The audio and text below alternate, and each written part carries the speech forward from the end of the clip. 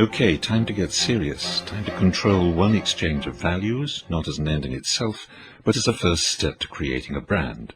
Then time to repeat the exchange, time to do it over and over again, time to build the brand. Why are we building a brand in a cave? What's it got to do with building a brand in the 21st century? What's it got to do with marketing today? Well, if we're right in saying that marketing isn't an end in itself, that marketing is a means to an end, a toolkit to build brand value, and if we see it has always been a toolkit to build a brand and always will be, then we have to be able to do marketing anytime, anywhere, today, tomorrow, and yesterday. If we can do it in a cave, if we did it in a cave intuitively, with no modern marketing tools, no TV, no profiling, no social media, no Google, no Facebook, no newspapers, no business schools, no marketing courses, no books, we can indeed build a brand anytime, including today, by using the basic tools of marketing to do so. More importantly, if our hairy ancestor could do all this untutored in marketing, and with no certificate or degree in marketing, no boss, no marketing department, no consultants, then guess who else can build a brand today? You guessed it. You can, I can, the non-marketing boss can. Anyone can build a brand. So let's go see how he did it. Let's go build a brand. Introducing Fred. In my cave, Fred is, like most of his contemporary cave dwellers, primarily a hunter. We pick up Fred's story at a time when he's aging a bit, putting on a bit of weight, slowing down. Happens to all of us, believe me. So he doesn't have as much success as a hunter anymore. Fred's cunning. He knows where the bison are, but he runs slow. What Fred needs is a partner, a younger neighbor who runs fast but doesn't know the territory. And his neighbor, let's call him Elvis, fits the bill. Runs fast, but slow-witted. Very, very fast. A challenge.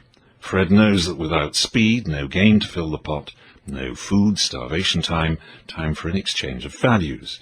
Elvis's speed, value 1, for Fred's know-how, value 2. Fred sets out to control the exchange of values. In Fred's head, I want something from you, of value to me, your speed as a hunting partner. How do I get it, Elvis? I have to give you something in return of value to you. What might you want of value to you? Knowledge of where the game is. And Fred starts to offer it. I have it. Here is what I have. It's precisely what you want. Knowledge of where the game is. Let's exchange your speed for my know-how. The exchange takes place. They hunt, they win, they eat. They make a partnership. Brand Fred is born. Not built yet, but born. More in the next class. Our hero, Caveman Fred, is in serious trouble. He hunts, but very occasionally. He can't keep up with his fit young neighbor, Elvis, anymore. No hunting, no food. No hunting, no skins for clothing. No hunting means a serious decline in Fred's standard of living. His devoted wife is no longer the homecoming queen, princess, and cheerleader he married long ago. She nags him mercilessly. Verbal abuse is born in a cave. Children cry all the time. Everyone is hungry. Fred does manage to keep the family warm. He's taken up knitting in the evenings and makes them cozy sweaters, so they don't get cold, but they are very, very hungry. Elvis, meanwhile, who you may recall runs faster than a speeding bullet, is keen of eye, and throws a mean spear as well, has learnt all there is to know from Fred about bison and how to hunt them. Elvis's larder is full, his family well fed. Elvis has enough bison meat to feed an army of Neanderthals, all stored in his cave. I know what you're thinking, and you know what's going on in Fred's mind. Time for an exchange of values. But there's a problem. Elvis has food, Fred needs food, but Elvis isn't going to give him his surplus food for nothing. Brand Fred is a hunter, but now he's a rubbish hunter. He now has no hunting prowess to offer, no value to offer in exchange for Elvis's food. But an exchange of values is needed. Food for what? What can Fred offer Elvis in exchange for his grub? But Fred has noticed one thing. Elvis shivers a lot when they get together for their monthly bison barbecue. While Fred sits warm and cozy in his knitted sweater, Elvis has a skinny loincloth wrapped around his middle, and about midnight, even with a blazing campfire, Elvis starts to turn a nasty shade of blue. An idea takes shape in Fred's mind. Is there something familiar about the following process of thought and action? You might note that the word want has changed to need. No matter, same process as before. Fred analyzes the situation. I need something from Elvis of value to me. his surplus food. How do I get it? I have to give him something in return of value to him. What might Elvis need of value to him? A warm garment, a sweater perhaps. I knit great sweaters and could knit one for Elvis. And Fred offers the sweater. I have what you need, Elvis. Here is what I have. It's precisely what you need. A warm sweater knitted by me. Let's exchange your food for my sweater. Elvis accepts. The exchange of values takes place. In no time at all, Fred knits a thick brown sweater, Elvis's favorite color. Elvis hands over bison steaks. Fred hands over the sweater. The exchange of values, quite concrete values this time, is made. Win-win. Warm Elvis, well-fed Fred and family, everyone satisfied, and Brand Fred has taken a step forward into a new market. More of Brand Fred next class.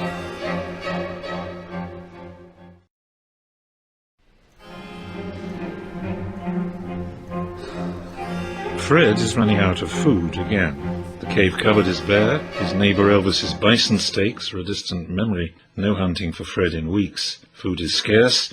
Fred and the family face starvation. Again, things are getting tense. But Fred is not without ingenuity. He's exchanged a sweater for food once, so why not do it again? Fred's a quick knitter. He can whip up a sweater in no time. But Elvis already has a brown sweater, and brown is Elvis's favorite color. To get his hands on a value, Elvis's food, and Elvis the star hunter has of course once again a larder stuffed with bison steaks, Fred has once again to offer Elvis something of value to Elvis, and a second brown sweater doesn't fit the bill. Fred, however, keeps his eyes open, and he's noticed that Elvis is quite fastidious in his dress. He likes to dress appropriately for the occasion. His only daughter is to wed soon, and will of course be dressed in white, as will the bride's father. Cave weddings are very formal. Surely Fred could use a white sweater. It'll be a long party. It'll last into the night. Fred has not forgotten that Elvis feels the cold. He will need a sweater, and brown won't do at his daughter's wedding. Fred is convinced that a white Fred sweater will do the trick.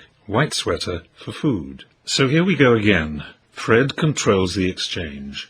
I need something of value from Elvis. His surplus food. What value might Elvis need? A white sweater for cold weddings. I have what you need. A smart, warm white sweater knitted by me. Let's exchange your food for my sweater. The exchange of values will be made. Controlled by Fred. Food for white sweater. But as Fred is knitting his latest piece of cave haute couture, a thought occurs to him. Fred's pretty proud of his knits. He takes care with measuring, sizing, choosing good wool, dyeing and bleaching. These sweaters aren't just ordinary sweaters. These are Fred sweaters, and they are special. As Fred's usually modest bosom swells with pride, he says to himself, it would be a shame if all those people at the party didn't know who knitted this beauty. Elvis is father of the bride. Everyone will be looking at him. Well, of course, his daughter gets a look in from time to time, but Elvis will be a centre of attention. So, says Fred, I will sew a label on the sweater, in case anyone is interested in who knitted it, and the label will say, a Fred sweater. The label is stitched on the sweater. Elvis wears it to the party, people admire the white sweater, and some note the label. Brand Fred has taken another step forward. We will follow its steps from its toddling stage to maturity in future classes. Please join us. Well, how are we getting on with the building of Brand Fred? Brand Fred is coming to life. Fred, the intuitive marketer, has controlled a couple of value exchanges. Food for a sweater, twice. He's done so by setting objectives to secure food in exchange for a Fred sweater. He's done so by identifying the value that Elvis, his target, his counterparty, his customer, his consumer, wants to part with his value, food. He has produced the value that Elvis needs. He's communicated to Elvis that he has what Elvis needs, a sweater. And he has persuaded Elvis to exchange his value, food, for Fred's value, a sweater. And he's done it twice. The second time he's labelled the sweater. The sweater is branded a Fred sweater. We can already discern a process, the creation of a brand. Recalling a previous class, you will remember that a brand faces Janus-like in two directions. It has value for one class of stakeholder, customers, consumers, etc., who see value in the brand for themselves, and it has value for another class of stakeholder, the owner of the brand. How does Brand Fred stack up on these counts? Brand Fred has some value to Elvis. He's the only customer so far for Fred sweaters, the product class in which Brand Fred plays. Two Brand Fred sweaters have graced Elvis's torso, and he's pretty pleased with them. You might say that another sweater with a Brand Fred label will likely please Elvis. he's predisposed to swap food for a Fred sweater on a future occasion. Brand Fred, for this reason, already has some value to its owner, to Fred. The next sweater he knits and labels Brand Fred will be more likely to be seen as a value worth acquiring in any future exchange of values. But Brand Fred is very young indeed, a baby, an embryo even at this stage.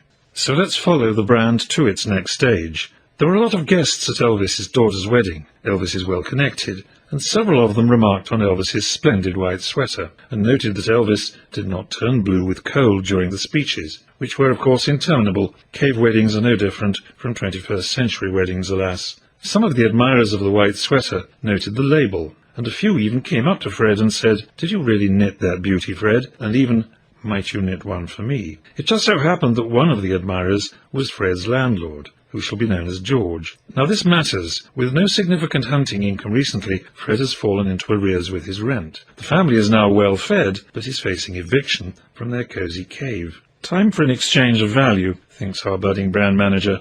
A Brand Fred sweater for George in exchange for a year's rent. You can imagine the conversation. "I want a year rent-free in my cave, George. You want a sweater. What colour is your favourite? I have your sweater. Let's exchange." The exchange is made. The landlord wears a Brand Fred sweater everywhere. The brand is now off and running. But it has some ways to go and a few pitfalls ahead. So stay with us as we scope the building of Brand Fred further. Is anyone thinking what Fred is thinking? Two well-connected and well-off cave citizens are now walking around Cave Town in Brand Fred sweaters. They recognize the value to them of a Brand Fred sweater, so a Brand Fred sweater is proved to have value to its customers, and not incidentally, value to Fred in the exchange of food and rent. Might that value to Fred not grow in repeated exchanges? The cave community is full of prosperous neighbors. They all wear loincloths, they all get cold at night, and they all want to look good. And they all have values Fred would like to get his hands on. One collects wood for fires, another turns clay into pots, a third makes furniture, another rents out deluxe caves, way better than Fred's. They have built-in wood-burning stoves and dishwashers. Sweaters for firewood, sweaters for plates and jugs, sweaters for furnishings, and sweaters for the wife's dream house. A whole series of value exchanges looms before Fred's dreamy eyes. Fred the marketer starts his campaign. No internet, no TV, face-to-face. One by one he starts with the Firewood King. "I need firewood for my cave. You want a sweater. I have your sweater. Let's exchange." But disaster strikes. Tom, the firewood dude, says, "Cool idea, Fred, but I just got offered a sweater by your competitor. His sweaters look good. Why should I exchange my precious firewood for your sweater? He got here first, and he says I can have my sweater next week when he's knitted it." Another cave dweller has seen how Fred does his sweater business. Reckons sweater knitting is straightforward. He's about to screw up all Fred's dreams. It's not fair, but it is, and always has been, what we call business. On the other hand, Fred has learned one eternal lesson. There always is, and always will be, competition. But Fred is made of sterner stuff than you might think. His motto is, when the going gets tough, the tough get going, so going Fred gets. Now listen here, Tom, old friend. What I'm offering is no ordinary sweater. I'm offering you a Fred sweater. Every sweater I offer you carries the Fred label, and the Fred label is a guarantee of certain qualities. The colour is precisely the colour you want. The wool is the finest wool from young woolly mammoths. The weave is tight and cold resistant, and you order today and get it tomorrow. Only a Brand Fred sweater does all these things for you. This is precisely what you want. No competitor can offer you what a Brand Fred sweater offers you. Ask Elvis. Ask the landlord. Brand Fred sweater for your firewood. Value for value. Let's exchange. Which of course they do. A critical Brand Fred lesson has been learned in the context of competition, but it will turn out to be the secret of Brand Fred's sustainable success. Join us for more in the next class.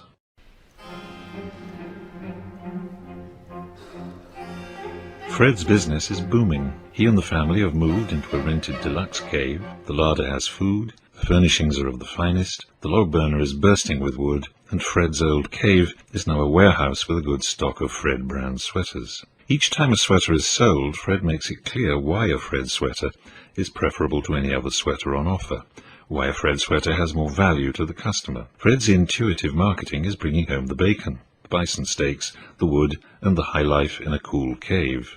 An important question. We know his sweaters have value for Fred in exchanges. We know his sweaters have value for his growing bank of customers. But what's the value of brand Fred, the name on the label?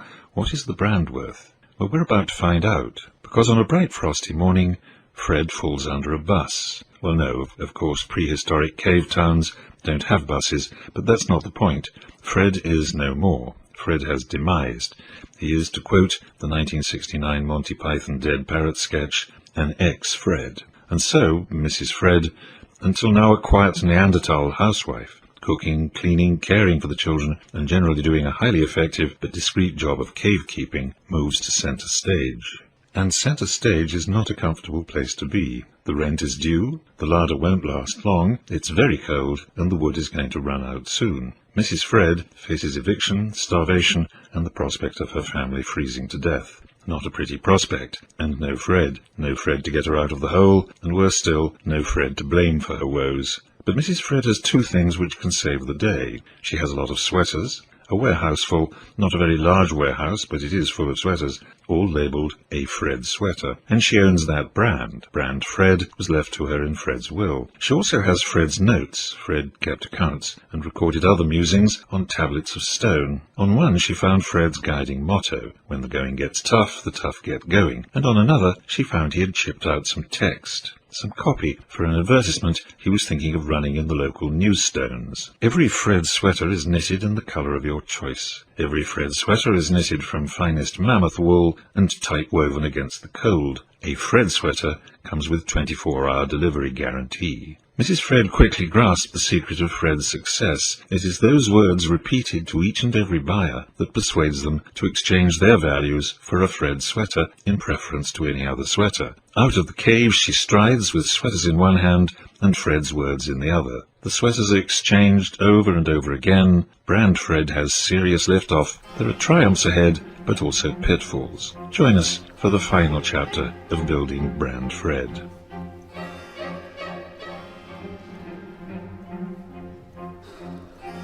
Once again, things are not good for Mrs. Fred.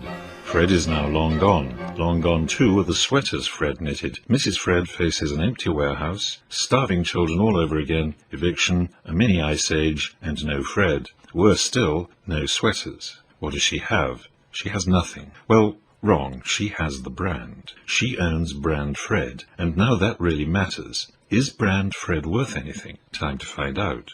Remember that sneaky dude who cropped up in part 5? We never actually met him, but he tried to mess up Fred's fledgling sweater business by offering his customers an alternative sweater competition. Fred saw him off by emphasizing the unique and different qualities of Brand Fred sweaters. We now find out the competition was called Gordon. We discover he's been living hand to mouth ever since, but he didn't skip town. And Gordon knows how to knit. One very frosty morning, Mrs. Fred is standing by her soon-to-be-abandoned cave, wondering what to do next, when Gordon just happens to stop by. "Heard you might be short of sweaters," he says. "And you can't knit, but I can. However, I've been all round the village offering my clobber, and all they want is Brand Fred sweaters." Brand Fred has become the sweater standard of the village. Now, you have Brand Fred, I have sweaters, or could knit sweaters. I have the skill, I have the kit. Is there a deal to be made?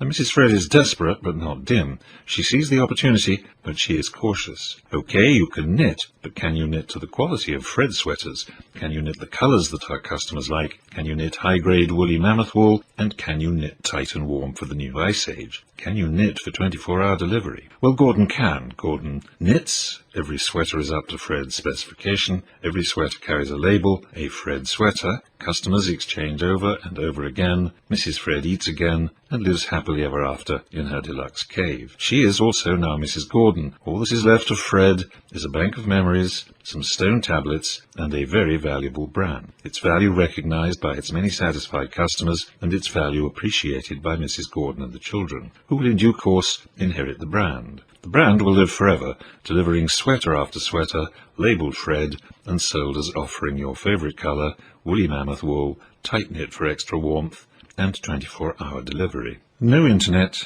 no TV, no consultants, no experts, no business schools, no marketing. Or is that right?